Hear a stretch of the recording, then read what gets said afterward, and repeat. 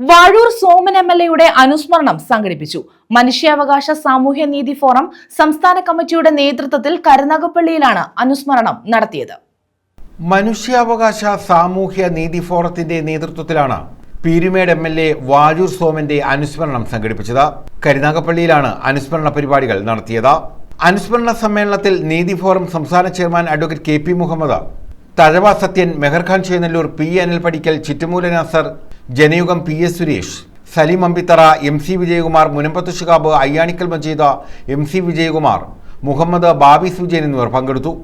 എന്തായിരുന്നു എന്നതിനെ കുറിച്ച് വ്യക്തമായി സുരേഷേനും നമ്മുടെ കടത്തൂർ മൻസൂറും അടക്കമുള്ളവർ വ്യക്തമായി കൊണ്ടുവന്നു. അതാ ടി സിദ്ദീഖിന്റെ വീഡിയോയിൽ പറയുന്ന ഒരു മരണം നടന്ന് മരിക്കുന്നത് ആദ്യമായി കാണുന്നതാണ്.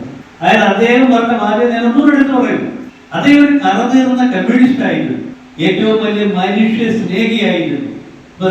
സുരേഷേനെ പറഞ്ഞല്ലോ. Karunagappally taluk library council president Kadathur Mansoor അനുസ്മരണ പ്രഭാഷണം നടത്തി. കോടി രൂപയുടെ വികസന പ്രവർത്തനം ആ ജീപ്പുമായി ബന്ധപ്പെട്ടുണ്ടായിരുന്നു. കാരണം നിയമസഭ കൂടുന്ന ഒരു ഘട്ടത്തിൽ ഹൈറേഞ്ച് മേഖലയിൽ നിന്നല്ലേ എന്നല്ല പറഞ്ഞത്, അവരെല്ലാം കാറിലാണ് വരുന്നത്. എന്നാൽ വാഴൂർ സോമൻ ഒരു ജീപ്പിലാണ് ഈ നിയമസഭയിൽ എത്തുന്നത്.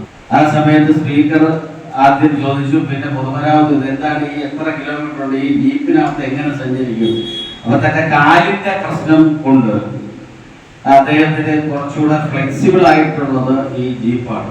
അദ്ദേഹം പറഞ്ഞ് എന്റെ മണ്ഡലത്തിലെ റോഡുകളിലൂടെ പോകണമെങ്കിൽ ഈ ജീപ്പേ നിർവാഹമുള്ളൂ. അപ്പൊ അതിനെക്കുറിച്ച് ചോദിക്കുകയും അതിന്റെ ശോചനീയാവസ്ഥ പറയുകയും ചെയ്തു. അന്ന് വൈകിട്ട് പൊതുമരാമത്ത് വന്നിട്ട് വിളിച്ചിട്ട് അദ്ദേഹത്തിന്റെ മണ്ഡലത്തിന്റെ വികസനത്തിന് 10 കോടി രൂപ അന്ന് അനുവദിച്ചു.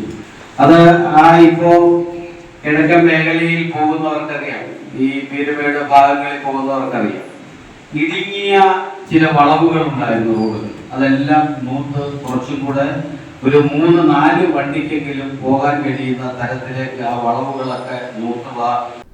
News bureau, Karunagappally.